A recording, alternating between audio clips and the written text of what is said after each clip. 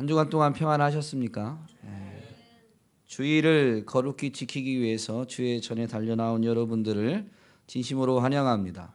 주일을 거룩히 지키기 위한 첫 번째 방법으로 지난주에 예배 드려야 된다라고 말씀드렸습니다. 그러면 어떻게 예배 드려야 될까요? 사실 성경은 하나님 앞에 예배하는 이야기들로 가득 차 있습니다. 그런데 그 모든 예배가 다 하나님이 받으셨다라고 되어 있지는 않습니다. 어떤 예배는 하나님이 받으신 예배가 있고 어떤 예배는 하나님이 받으시지 않은, 흠양하시지 않은 예배가 있습니다. 하나님이 창조한 인간이 죄를 짐으로 인해서 하나님으로부터 분리되는, 하나님으로부터 떠나게 된 이후에 하나님이 인생들에게 주신 방법이 바로 예배입니다. 즉 하나님을 만나고 하나님 앞에 나오는 방법으로 주신 것이죠. 성경이 딱 주셨다라고 기록하고 있지는 않습니다. 그런데 창세기 3장에서 아담과 하와, 최초의 인간이었던 아담과 하와가 범죄해서 쫓겨나게 되는데 창세기 4장에 나온, 즉 타락 이후에 처음 나온 이 인간의 행동이 뭐냐 하면 바로 제사 드리는 거였습니다. 그 제사 드리는 현장에서 하나님이 받으신 제사가 있고 받지 않으신 제사가 있음을 분명히 보여주셨습니다. 오늘 주일날, 즉 일요일로, 주일로 구별하여 드리는 이날에도 많은 주의 백성들이 지정된 장소 예배당에 와서 하나님을 예배하지만 하나님이 받으시는 예배를 드리는 사람들이 있고 안타깝게도 그렇지 못한 사람들이 있습니다. 저희 교회에는 없어야 될 줄로 믿습니다. 예수님이 이 땅에 오셔서도 예수님의 가르치심에 보면 다 주님의 이름을 부르는데 어떤 이들은 나를 떠나서 사탄과 그의 사자들을 위해 예비된 영영한 나라, 즉 지옥으로 들어가라 라고 마지막 날 그런 선언을 들을 이들이 있다라는 것을 말씀하셨습니다. 예배 드리기만 하면 다 천국 간다라는 것이 분명히 아니더라라는 것이죠. 즉 하나님 앞에 상달되지 않은 예배를 드린 이들이 분명히 있습니다. 그러면 어떻게 드리는 예배가 하나님이 받으시는 예배, 흠양하시는 예배일까요? 이미 요한복음 4장 23절, 24절을 오늘 본문 말씀으로 읽으셔서 눈치를 채셨겠지만 하나님이 찾으시는 예배, 즉 하나님이 받으시는 예배, 분명히 영과 진리로 드리는 예배여야 되는 줄로 믿습니다. 그러면 어떻게 드리는 것이 영과 진리로 드리는 예배일까요? 오늘 말씀을 통해 살펴보겠습니다. 오늘 본문은 사실 예수님께서 유월절을 지키기 위해서 예루살렘에 가셨었습니다. 그리고 유월절을 지내고 이제 다시 그 예루살렘 그 인근 지역에서 사역하시다가 원래 주 사역지였던 갈릴리로 가시려고 하는 중에 중간 과정에 있습니다. 예루살렘에서 갈릴리로 가려면 사마리아 지역을 통과하거나 유대인들이 사마리아인들을 개, 돼지로 취급하면서 이렇게 함께 교제하는 것, 그들과 어울리는 것을 멀리했기 때문에 종종 사마리아 지역을 통과하지 않고 요단강을 건너서 동쪽으로, 즉 우회해서 다시 갈릴리 호수를 건너서 갈릴리 지역으로 가는 경우도 있지만 오늘 본문에 보면 예수님은 사마리아 지역을 통과하는 길을 선택하셨죠. 그렇게 사마리아 지역을 통과해서 갈릴리로 가시려고 하시는데 그 중간쯤에 수가 마을쯤에 이르러서 예수님이 잠시 쉬시는 상황입니다. 그 쉬실 때 동네 어귀에서 제자들을 보내서 먹을 것을 구해오게 하셨는데 그 동네 어귀의 우물가에 이제 한 여인이 물을 기르러 왔죠. 그 여인과 그 우물가에서 이제 대화를 시도하셨는데 우물가다 보니까 물을 달라라는 건네는 말로 시작된 대화가 목마름을 해결해주는 생수가 있다라는 것을 말씀하시고 또 그 목마름이 무엇인지를 이렇게 비유를 통해서 말씀하셨는데 이 사마리아 여인이 전혀 예수님의 정말 전하고자 하는 걸 눈치채지 못하죠. 그러자 갑자기 예수님이 화제 전환을 하십니다. 가서 너의 남편을 데려고 오라라고 합니다.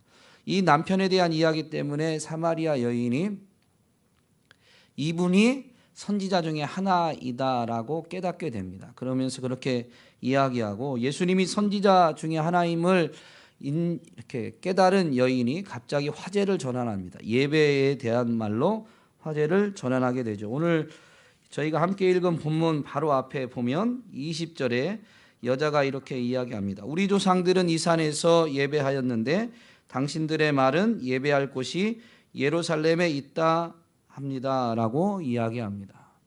이 여인의 말, 예배에 대한 이 말에 예수님이 답변을 하시는 것이 21절부터 이제 24절까지인데요. 예수님의 예배에 대한 답변을 살펴보면 세 가지로 요약할 수가 있습니다. 첫 번째는 여인이 말했던 이 산 또는 유대인들이 예배의 장소로 여겼던 예루살렘, 그런 특정한 장소가 이제 폐기될 것이다 라는 것을 말씀하십니다.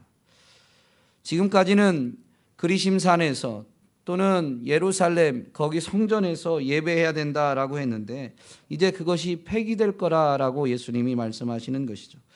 오늘날에 이미 이렇게 예수 그리스도에 의해서 특정한 장소에서만 예배된다, 즉 예배 드려야 된다라는 것은 폐기되었는데도 불구하고 오늘날 목회자들이 그것을 지나치게 강조하는 경우가 있습니다. 성도님들의 영적 유익을 위해서 한 교회를 꾸준히 섬기는 게 좋습니다. 믿음의 뿌리를 내리고 믿음으로 살아가다 보면 시련도 있고 어려움도 있습니다. 그리고 우리 사람은 감정을 갖고 있기 때문에 어떨 때는 좋기도 하지만 어떨 때는 싫기도 하고 불편할 수도 있습니다. 그런데 뭔가 불편해졌다고 해서 자리를 옮긴다면 그 사람의 믿음은 자라기가 어렵습니다. 우리도 유행가 가사인가요? 아니면 그런 말을 많이 쓰잖아요. 사람은 아픈 만큼 성숙해진다. 영적인 성장에는 반드시 믿음의 시련이 동반되는 경우가 태반입니다. 그러니까 무언가 불편하고 어려움이 있다고 해서 그 교회를 옮기는 것은 지혜로운 것은 아닙니다. 그러나 예배 자체가 꼭 여기서만 드려야 된다. 당신이 우리 교회 등록했고 우리 교회 성도가 됐으니까 여기에서만 예배를 드려야 된다. 그렇지 않으면 뭐 이렇게 죄인이 되는 것처럼 말하는 것은 사실 오늘 예수님의 말씀을 제대로 이해하지 않은 것이죠. 왜 예배의 장소로 지정된 곳이 폐기되는가 하면 예배는 성전에서 드립니다. 그런데 성전의 의미가 뭐냐면요, 내가 거기서 너희를 만나겠다라는 하나님의 약속을 하나님이 이루시는 것, 즉 하나님이 약속하신, 만나주겠다고 약속하신 것이 이루어지는 곳이 성전이었습니다. 그런데 그 성전은 사실 오늘 복음을 주어지기 위한 예표였죠. 왜냐하면 예수님이 요한복음 2장에서 유월절을 지키기 위해서 예루살렘 가셨는데 예루살렘 성전이 지금 어떻게 돼 있어요? 성전 마당이 장사하는 이들로 가득 찼습니다. 하나님의 집, 성전은 만민이 기도하는 집, 즉 예배를 통해서 하나님 앞에 나아가는 곳인데 장사로 얼룩져 있는 거예요. 예배, 제사를 위해서 필요한 재물을 거래하고 있지만 예배를 위한 순수한 목적이 아니라 그것을 오히려 활용해서 자기들의 이득을 얻고자 하는 제사장들의 타락한 현장이 바로 성전이 되어버린 거죠. 그래서 내 아버지의 집을 장사하는 집으로 만들지 말라라고 분노하시면서 장사하는 이들의 상을 엎으신 예수님이 이렇게 말씀하십니다. 이 성전을 헐어버려라. 그러면 내가 사흘 만에 다시 짓겠다. 이 성전이 건축되어지는데 46년이 걸렸습니다. 그래서 그 이야기를 들은 사람들이 도대체 46년에 걸쳐서 지은 이 성전을 너는 어떻게 3일 만에 지을 수 있느냐라고 의아해하며 비난했습니다. 그런데 이 예수님의 말씀을 영적으로 요한이 해석해 주었죠. 요한복음 2장 21절에 이렇게 되어 있습니다. 그러나 예수는 성전된 자기 육체를 가리켜 말씀하신 것이다. 예수님의 몸이 곧 성전이었던 것입니다. 왜냐하면 예수님은 누구예요? 하나님이셨죠. 예수님을 통해서 우리는 예수님을 만날 때 누구를 만나는 거예요? 하나님을 만나는 거였어요. 예수님의 또 다른 이름이 임마누엘이죠. 임마누엘의 뜻이 뭐예요? 하나님이 우리와 함께 계시다라는 의미입니다. 그러니까 예수님을 만나면 하나님을 만나는 거였어요. 인간은 육체를 갖고 있는 존재입니다. 오늘 본문에 하나님이 영이시라고 그랬죠. 그 의미를 좀 해석 이따가 풀어드리겠지만 영은 우리 눈에 보이지 않습니다. 그래서 우리가 하나님 앞에 있는지 하나님을 만나는지 확인할 수가 없는데 하나님이신 그분이 인간의 몸을 입고 오셨어요. 그래서 그분을 만나면 우리는 이제 깨닫게 되는 것이죠. 아, 내가 하나님을 만났다. 그래서 예수님의 몸이 곧 성전이었던 것입니다. 이 성전된 예수님이 사흘 만에 다시 짓겠다라고 하신 말씀은 예수님은 우리의 죄와 허물을 대신 담당하시고 십자가에서 죽으신 후에 3일 만에 부활하실 것을 말씀하신 것입니다. 3일 만에 부활하신 그분이 이제 물론 한 40일 동안 제자들과 함께 지내셨지만 결정적으로 그분은 하늘로 오르셔서 하나님 보좌 우편에 앉으시게 됩니다. 그리고 그 보좌 우편에서 하나님으로부터 성령을 받아서 자기를 영접한 자들, 자기를 따르는 제자들에게 성령을 보내주십니다. 그리고 성령을 받은 이들을 향해서 하나님이 사도 바울을 통해 가르쳐 주시죠. 고린도 교회에 주신 편지 고린도전서 6장에 보면 너희는 너희 몸이 하나님의 성전인 것을 알지 못하느냐. 왜냐하면 하나님의 성령이 너희 안에 거하시기 때문이죠. 여러분, 예수 그리스도를 구주로 영접하여서 하나님의 성령을 선물로 받은 이들은 그 몸이 곧 성전인 것입니다. 그 몸이 곧 성전인 것입니다. 왜냐하면 그 몸 안에 거하는 성령님을 통해서 하나님을 알고 하나님을 만날 수 있게 되었기 때문에 그 몸, 성령이 거하시는 그 몸이 곧 성전이 된 것이죠. 그래서 하나님을 만나고 하나님을 예배하는 것이 어떤 특정한 장소, 예루살렘 또는 그리심산 거기에서만 예배가 되는 것이 아니라 이제 어느 곳에서든 예배를 드릴 수 있게 된 것입니다. 그래서 예수님은 예배의 장소로 지정된 곳이 폐기될 것을 말씀하신 것입니다. 그리고 22절에서 예수님이 이런 말씀을 하시죠. 너희는 알지 못하는 것을 예배하고 우리는 아는 것을 예배한다. 지금 사마리아 여인을 향해서 한 말씀입니다. 그런데 복수로 말씀하시니까 사마리아 여인을 포함한 사마리아인들이 알지 못하는 것을 예배한다는 거예요. 그 앞에 21절에 너희가 아버지께 예배할 때가 이른다. 지금 여인의 말에 의하면 그리심산에서 아버지께 예배했다는 거예요. 그들이 하나님 아버지께 예배하지 않은 것이 아닙니다. 그런데 모르는 것을 예배한 거예요. 대상은 하나님 아버지이지만 예배의 내용, 예배해야 될 것이 무엇인지 모르고 하나님을 예배하고 있는 것입니다. 여러분, 오늘 예배 드리기에 오셨습니다. 맞지요? 무엇을 예배하고 계세요?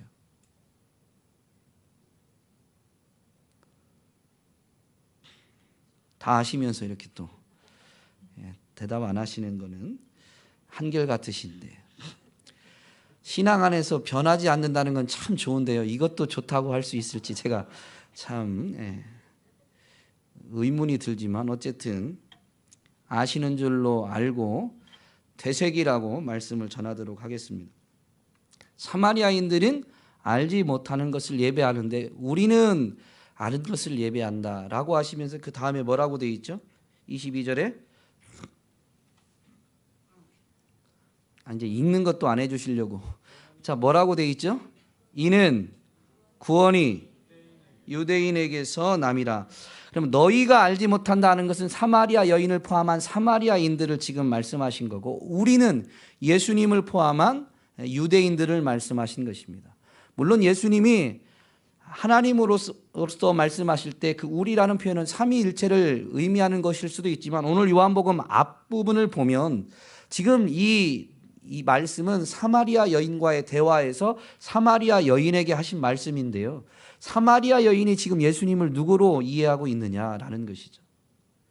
현재 사마리아 여인이 이해하고 있는 예수님은 이름도 모르고요. 그냥 선지자 중에 하나인 줄로 깨닫게 된 거예요. 그것도 원래 알고 있었던 게 아니고 지금 우물가에서 하는 대화를 통해서 예수님이 그렇게 여인에게 자기 자신을 조금씩 나타내시다 보니까 여인이 이제 조금 아는 거예요. 선지자 중에 하나구나. 그러면서 예배에 대한 부분으로 화제가 전환된 거거든요. 그러니까 여기서 우리는 예수님을 포함한 유대인들을 말합니다. 그리고 그 뒤에 있는 바로 이 표현, 이는 구원이 유대인에게서 남이니라 라는 말씀에서도 분명히 여기 우리는 유대인을 의미하는 것을 알 수 있게 되는 것이죠. 그러면 유대인들은 아는 것을 예배한다는 것은 유대인에게서 구원이 난다고 하니까 예배는 무엇을 예배하는 거예요? 하나님께 예배하지만 구원을 예배하는 거예요. 다른 말로 하면 구원의 근거도 예배의 근거도 구원이요, 예배의 내용도 구원인 것입니다. 다른 말로 할게요. 유대인에게서 구원이 나는데 우리가 아는 것을 예배한다라고 했으니까 정말로 아는 것을 예배하는 참된 예배는 구원받은 자들이 드릴 수 있습니다. 그리고 구원받은 자들이 결국 뭐를 예배하는 거냐면 구원받음을 예배하는 거예요. 하나님의 구원을 예배하는 거예요. 예배하다라는 것은 정말로 그 사실을 인정하고 찬양하고 높이는 것을 말하는 거죠. 그러면 여러분, 하나님께 예배하는 건데 하나님이 행하신 무엇을 인정하고 그것을 높여드리는 거냐 이거죠. 하나님이 베푸신 구원의 역사를 우리가 인정하고, 그래서 하나님이 위대하심을, 하나님이 선하심을 인정하면서 그 하나님을 높여드리는 것 아니겠습니까? 여러분, 그래서 예배의 근거는 구원이요, 예배의 내용도 구원인 것입니다.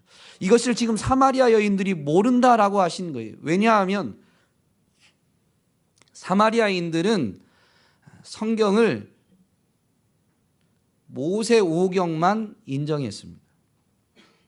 그러니까 사마리아인들이 갖고 있는 성경은 모세오경입니다.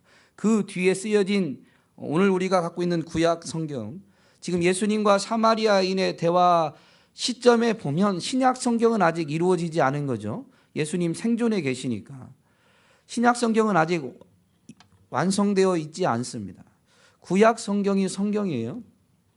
근데 오늘날 우리에게 주어진 구약 성경은 창세기부터 신명기까지의 모세오경 뿐만 아니라 그 이후에 여호수아서부터 역사서라고 하는 이 이스라엘의 역사를 다룬 것이 곧 성경이요, 그 이스라엘 역사 안에서 활동했던 선지자들을 통해 하나님이 하신 말씀이 기록된 선지서까지가 바로 구약 성경입니다.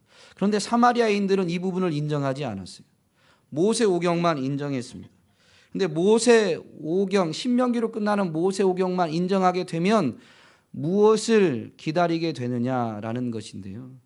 신명기 18장 15절에 보면 모세가 이스라엘 백성에게 이런 말씀을 전합니다. 네 하나님 여호와께서 너희 가운데 내 형제 중에서 너를 위하여 나와 같은 선지자 하나를 일으키시리니 너희는 그의 말을 들을지니라.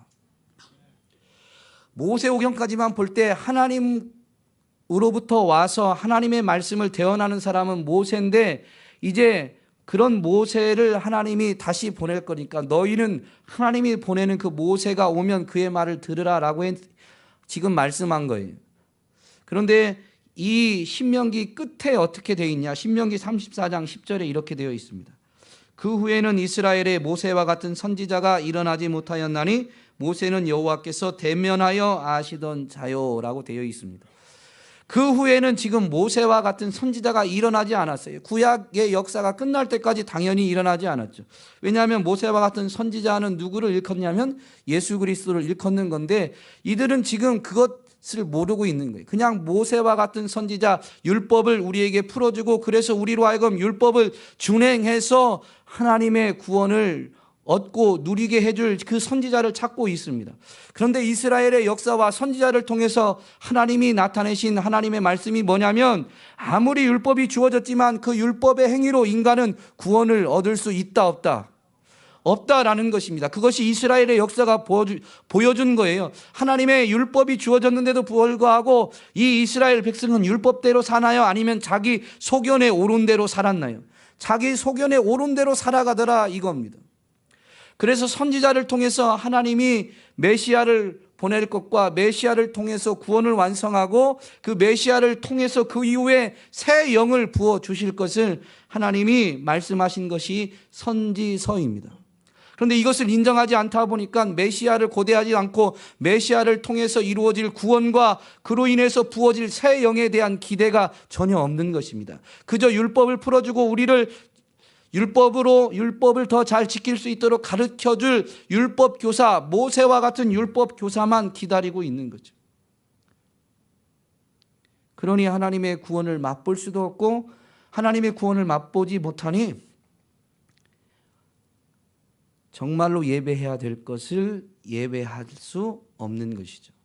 오늘 교회 안에 이런 이들이 많이 있을 수 있습니다. 주일날 그냥 달력대로 하겠습니다. 일요일날 오전 9시 또는 11시 이 예배당에 왔다만 가면 구원을 받는 게 아닙니다. 예수님도 이것을 끊임없이 경고합니다. 성경을 읽을 그들에게 기록한 말씀으로 주셔서 정말로 주의 이름을 부르기만 한다고 해서 구원을 받는 것이 아님을 분명히 나타내 주셨죠. 어떤 행위만 하면 그저 구원을 얻어지는 게 아닙니다. 여러분, 구원은 어떻게 받아요? 여러분 구원 받으셨죠? 구원 아직 안 받으신 분이 좀 많으신 것 같은데 다시 구원 받으셨죠? 네. 구원 어떻게 받으세요? 믿음으로 받습니다. 구원은 믿음으로 받습니다. 믿음으로 받는다라는 것은 우리가 뭘 해야 된다는 거예요? 믿는다라는 것은 마치 우리가 믿어야 되는 어떤 행위인 것 같지만 그렇지 않습니다. 구원은 예수님이 우리의 죄와 허물을 위해서 대신 죽으신 것과 우리를 의롭다 하기 위해서 살아나신 그분의 죽으심과 부활을 인정함으로 인해서 우리의 죄는 그분이 담당하셨음을 인정하고 그래서 죄값이 이미 지불되어졌고 그분이 살아나신 것과 같이 우리가 살아나게 됨을 받아들이게 되는 것입니다. 구원을 위한 행위는 예수님이 치르셨습니다. 값은 그분이 치르셨어요. 그래서 구원은 은혜로 받는데 그것이 우리에게 적용되는 게 믿음을 통해서 적용되는 것뿐입니다. 이것을 설명한 말씀이 에베소서 2장 8절 말씀이죠. 너희가 그의 은혜를 인하여 즉 예수 그리스도의 은혜를 의하여 인하여 믿음으로 말미암아 구원을 받았다라고 합니다. 우리가 치를 수 없는 죄의 값을 예수님이 치르셨습니다. 그래서 그것은 은혜입니다. 우리는 치를 수 있는 능력이 없어요. 예수님이 대신 값을 치러 주셨죠.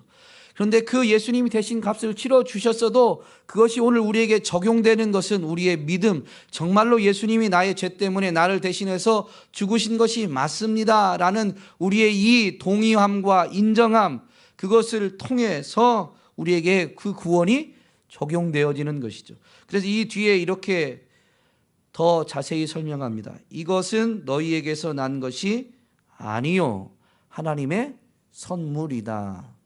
하나님이 선물을 주시는데요. 누군가 여러분 선물을 줄 때 받을 수도 있고 거절할 수도 있습니다.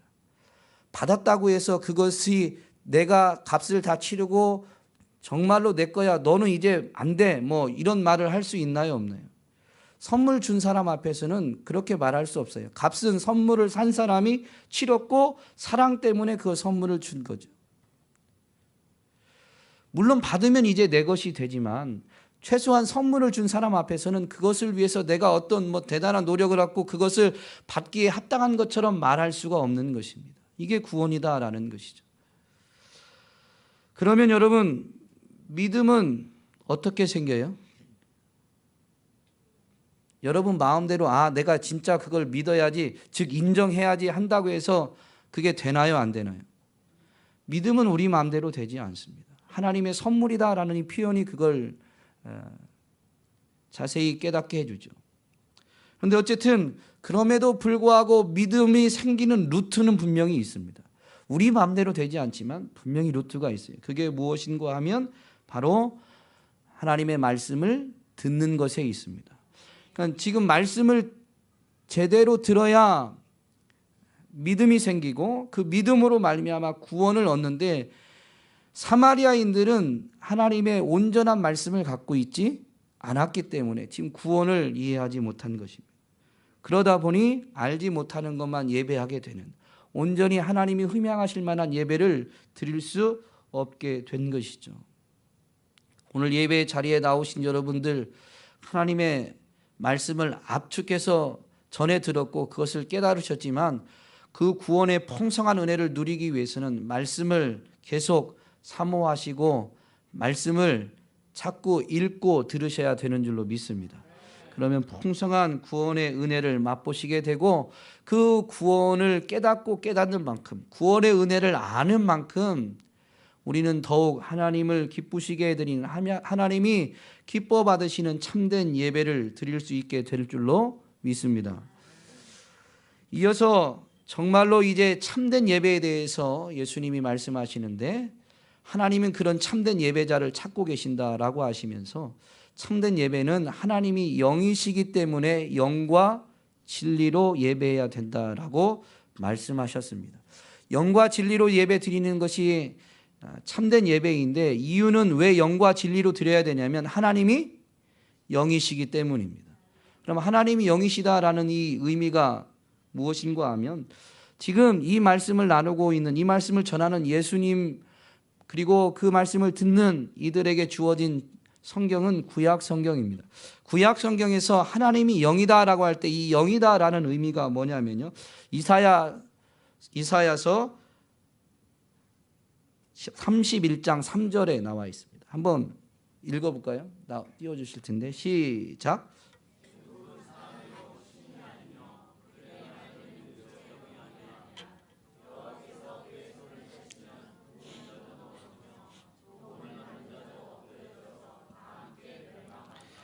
이사야 선지자가 활동하던 시대는 아직 이 유다 나라가 멸망하지 않은 때입니다. 그런데 유다의 이제 국력이, 세력이 약해지면서 주변 국가들의 침략을 받다 보니까 자기들의 힘이 약함으로 인해서 자꾸 외부의 도움을 찾게 됩니다.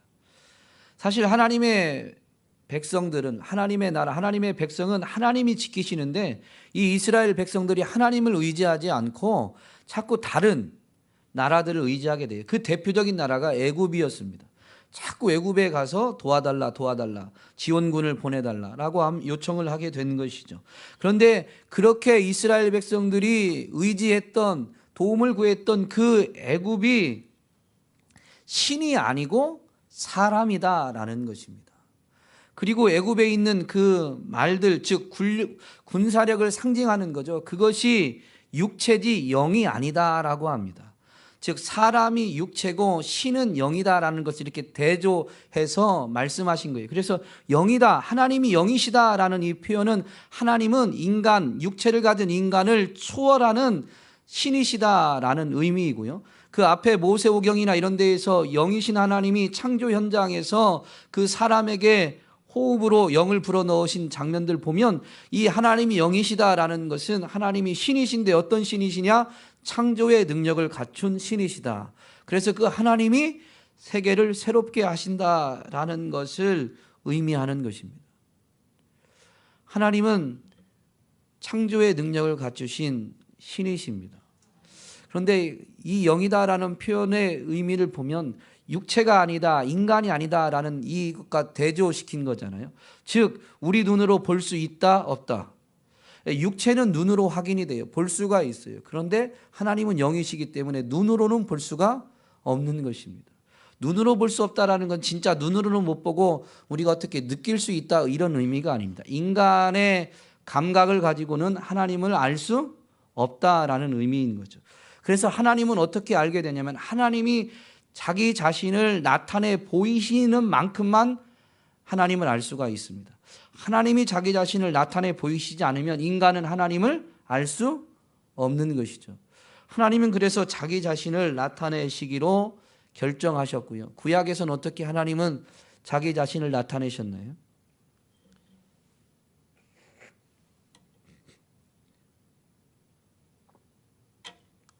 네, 봐도 안 나와요. 구약에 보면 하나님은 어떻게 자기 자신을 나타내셨죠?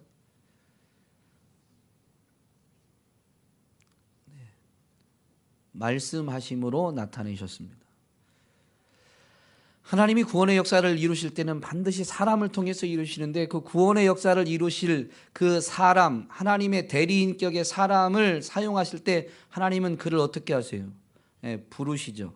말씀으로 그를 부르시고, 그를 만나 주실 때 그 하나님 앞에 부름받은 하나님의 대리인으로 구원의 역사를 감당하고 이루어가는 그 하나님의 사람들은 하나님을 본 게 아니에요. 그래서 증표를 구하죠. 기드온이 엄청난 구원의 역사를 이룹니다. 그런데 하나님이 기드온에게 큰 용사여라고 할 때 그 하나님의 음성 앞에 자기 자신을 보면 큰 용사가 맞아요, 안 맞아요? 여러분에게 지금 하나님이 여러분을 쓰기 위해서 큰 용사여 일어나라 라고 하신다면 여러분이 큰 용사라고 여겨지시죠. 여러분은 믿음이 좋으시니까. 근데 기드온은 그 하나님의 음성을 듣고 이제 눈으로 확인해 봤어요. 자기 자신을 보니까 자기 아버지의 지파는 그 이스라엘 지파 중에 가장 작은 지파, 자기 가문도 그 지파 내에서도 그렇게 영향력이 있는 큰 지파가 아니니까 작은 지파, 그 지파 아니 작은 가문, 그 가문 안에서도 기드온 자기 자신은 그렇게 영향력이 있는 힘 있는 자가 아닌 거예요. 그래서 자기는 작은 자인 거죠. 그런데 하나님은 자꾸 큰 용사라고 부르니까 그 말에 반응할 수 없어서 어떻게 된 거예요? 음성은 들었으니까 증표를 구하잖아요. 양털을 가지고 증표를 구한 겁니다. 그래서 눈으로 확인한 거예요. 하나님 보이시지 않았습니다. 말씀으로만 하나님의 사람들을 부르시고 말씀으로 하나님을 나타내셨습니다. 그런데 그렇게 말씀으로 자기 자신을 나타내시던 그 하나님이 너무 인간들이 이 하나님의 말씀, 하나님의 음성에 반응하지 못하니까 어떻게 하시냐면 직접 인간의 몸을 입고 사람 가운데 들어오기로 결정하시고 인간의 몸을 입고 사람 가운데 오셨습니다. 그분이 말씀이신데 육신이 되신 하나님, 성자 예수 그리스도입니다. 하나님은 이렇게 인간이 하나님을 발견하지 못하고 하나님을 알지 못하니까 인간의 몸을 입고까지 오셔서 하나님을 나타내 보이신 것이죠. 말씀 자체이신 예수님은 말씀대로 사셨고 그리고 이 땅에서 구원의 역사를 이루신 이후에 그분 또한 말씀을 남기셨습니다. 그것이 복음서요, 서신서인 신약 성경이죠. 그래서 여러분, 하나님은 말씀으로만 알 수 있습니다. 하나님은 말씀으로만 알 수 있습니다. 이제 이 말씀이 우리에게 이렇게 주어졌기 때문에 우리는 하나님을 아는 것이 가능해졌죠. 그런데 이 말씀을 주기만 하면 누구나 다 하나님을 알게 되나요? 아니면 그렇지 않나요? 참 희한해요. 말씀이신 분이 말씀을 주셨고 이제 말씀을 통해서 하나님을 알게 됐는데 다 아는 건 아니더라 이거죠. 왜 그럴까요?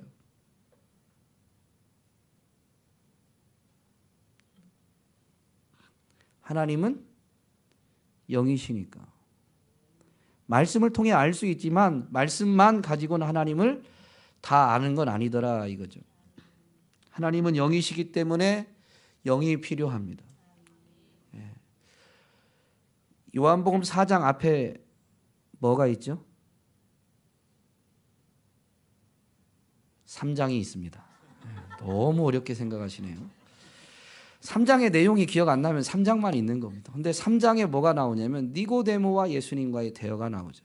그 니고데모와 예수님과의 대화를 보면 사람이 거듭나지 아니하면 하나님의 나라를 들어갈 수도 없고 볼 수도 없다라고 하셨습니다. 그런데 거듭나는 건 어떻게 돼요? 물과 성령으로 거듭나는 거예요. 이게 이 말씀을 통해 하나님을 알 수 있는데 거듭나지 않으면 말씀을 봐도 하나님을 보지 못해요. 거듭난 사람이 말씀을 볼 때에 말씀을 통해서 하나님을 보게 되는 거죠. 근데 거듭나는 건 어떻게 된다고요? 물과 성령으로 아니하고는 거듭날 수가 없습니다. 성령으로 아니하고는 말씀을 보아도 깨달을 수가 없는 것이죠. 성령으로 아니하고는 말씀을 깨닫지도 못하니까 말씀을 읽어도 하나님을 발견하지 못하는 거죠. 말씀을 지식적으로 꿰뚫을 수도 있습니다. 그런데 하나님을 모르는 이들이 있을 수 있습니다. 요즘은 뭐 그렇지 않지만 예전에는 TV에도 성경 가지고 강연하는 분이 계셨죠. 하나님은 믿지도 않으면서. 도울 선생님이 그랬습니다. 지식적으로 학적으로 아무리 대단해도 성경을 창세기부터 신학자보다 더 학문적으로 다뤄도 그렇게 하고도 성경을 통해서 하나님을 만나지 못할 수도 있다는 거예요. 왜냐하면 하나님은 영이시기 때문에 성령으로 아니하고는 말씀을 봐도 하나님을 볼 수가 없는 것이죠. 육에서 난 것은 육이요 영에서 난 것은 영입니다. 성령으로 인해서 영이 나야 하나님을 볼 수 있고 하나님의 나라에 들어갈 수 있는 것입니다.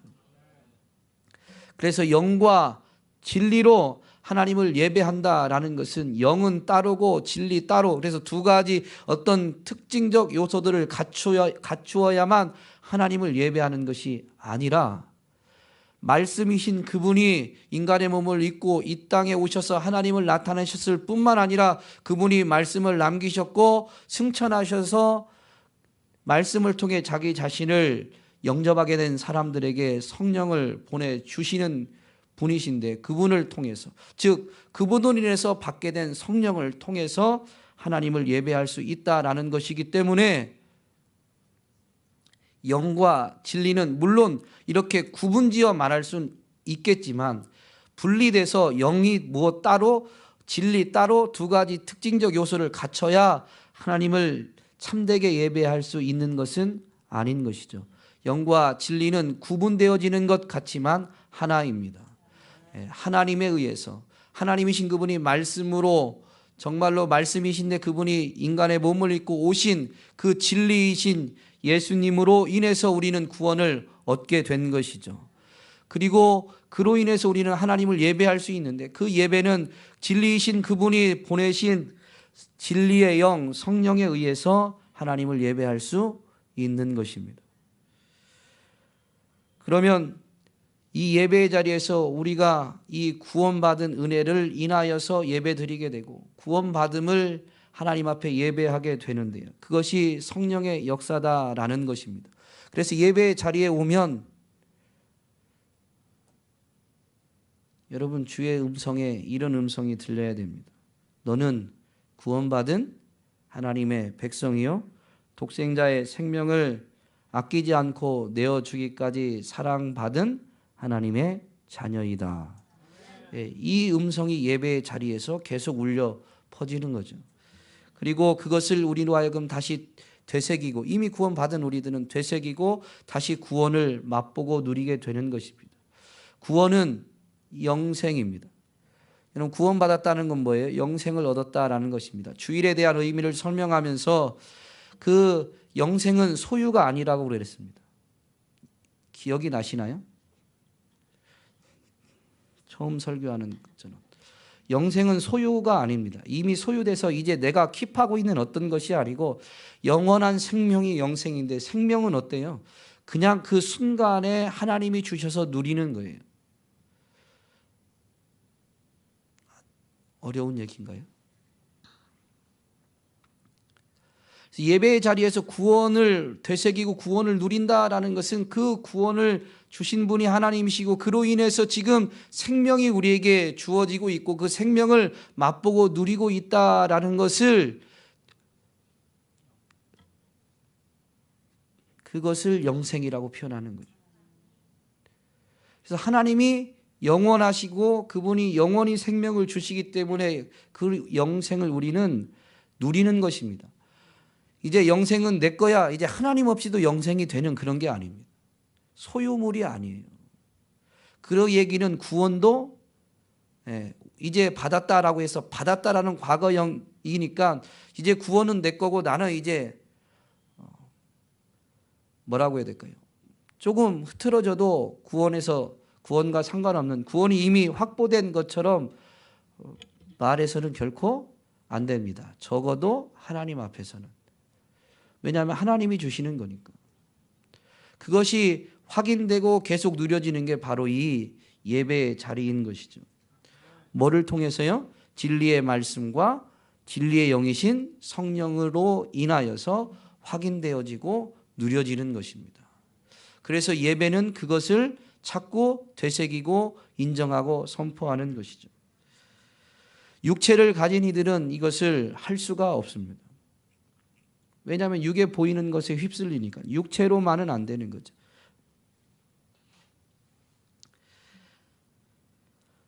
하박국 선지자의 노래를 보면 우리가 찬양으로 바꿔서 부르는 이 노래가 있습니다. 무화과 나무 잎이 마르고 포도 열매가 없으며. 보통은 이러면 다 따라 하는데, 야, 참 무슨 동물원의 원숭이 구경하시듯이 이렇게 더군다나 찬양대 찬양의 달란트 있으신 분들은 탁 나오셔야 되는데, 어쨌든 저 땀납니다. 지금 제가 노래를 잘 못해가지고. 어쨌든 그 하박국서 3장에 보면 사실은 눈에 보이는 것, 물질 세계에 육체적인 것은 아무것도 없어요. 무화과 나무가 무성하지만 열매가 없죠. 포도나무에도 열매가 없죠. 감람나무도 소출이 없죠. 우리의 양도 없죠. 외양간에 소도 없죠. 정말로 이 육체적인, 즉 물질적인 건 하나도 없어요. 그런데 하박국 선지자가 뭐라고 노래하죠? 난 여호와로 인하여 즐거워하며 구원의 하나님으로 인하여 기뻐하리로다. 하나님 때문에 즐거워하는데 왜요? 구원의 하나님이에요. 그 하나님은 구원의 하나님. 그래서 하나님이 구원하심 때문에 즐거워하는 거예요. 하나님의 구원하심만으로도 충분히 기뻐할 수 있는 거예요.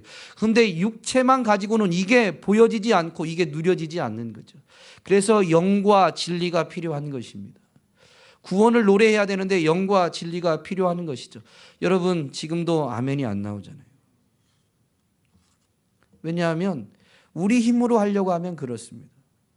그래서 이 예배의 자리에서는 무엇가 필요해서 하나님께 구하는 자리가 아니에요. 하나님이 베푸신 구원 때문에 예배하게 되고, 여전히 우리는 그 은혜로 받게 되는 구원이 필요해서 구원을 노래하는 거예요. 하나님은 구원의 하나님이십니다.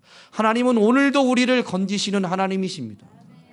세상에서 우리의 믿음이 연약해지고 눈에 보이는 것, 귀에 들리는 것 때문에 흔들려서 하나님을 잊어버리고 무언가 물질을, 어떤 사람을, 이스라엘 백성이 이사야서에 말한 것처럼 애굽을 의지하는 것처럼 우리도 누군가를 의지하고 무언가를 붙잡으려고 하는 그때에 진리의 말씀과 성령이 역사하셔서 하나님이 구원이심을 되새겨 주시지 않으면 우리는 하나님을 바라보지 못하고 구원을 누릴 수가 없는 것이죠. 그것을 되새기고 그것을 선포하고 그래서 실제로 삶의 자리에서 그것을 누리게 되는 것이 바로 진리의 말씀과 성령으로 인해서 예배하는 이 예배 자리에서부터 시작된다라는 것입니다. 이것이 하나님이 기뻐 받으시는 진짜 예배입니다. 여기에서 그것이 고백되어지고 인정되어지는 분들이 삶의 자리에 가서 하나님이 구원의 하나님이시지, 세상 믿음이 없는 세상의 원리대로 적용되어지는 그 현장에 가서 억울함을 당하고 어려운 일을 당할 때 환난 날에 나를 부르라 내가 너를 건지겠다라고 하셨던 그 하나님, 구원의 하나님을 바라볼 수 있게 되는 것. 그래야 그 하나님으로부터 오는 구원이 그 삶의 자리에서 경험되어지고 누려지게 되어지는 것이죠. 그것이 오늘 예배를 영과 진리로 드리는 이곳에서부터 시작되어지고, 이 참된 예배를 드리게 될 때 진짜 구원의 역사는 오늘만, 일요일만 아니라 여러분의 삶을 통해서 맛보아지고 누려지고, 그리고 누려지는 여러분들을 통해서 구원이 증거되어지는 것입니다. 오늘 여러분은 구원받은 하나님의 백성이요, 독생자까지 아끼지 않고 내어 주시기까지 사랑받는 하나님의 자녀이시다라는 이 성령님의 깨닫게 하시는 음성이 확인되어지고 누려지는 저와 여러분 되었으면 좋겠습니다. 그리고 그것이 삶의 자리에서도 그대로 누려져서 우리 힘으로 감당되어지지 않는 그때에 하나님을 의지하고 하나님을 부르고, 그래서 하나님의 구원을 맛보게 되는 저와 여러분 될 수 있기를 소망합니다. 그렇게 맛봐야 전할 수 있는 거예요. 맛봐야 증거할 수 있죠. 여러분을 통해서 하나님의 구원이 땅끝까지 전파될 줄로 믿습니다.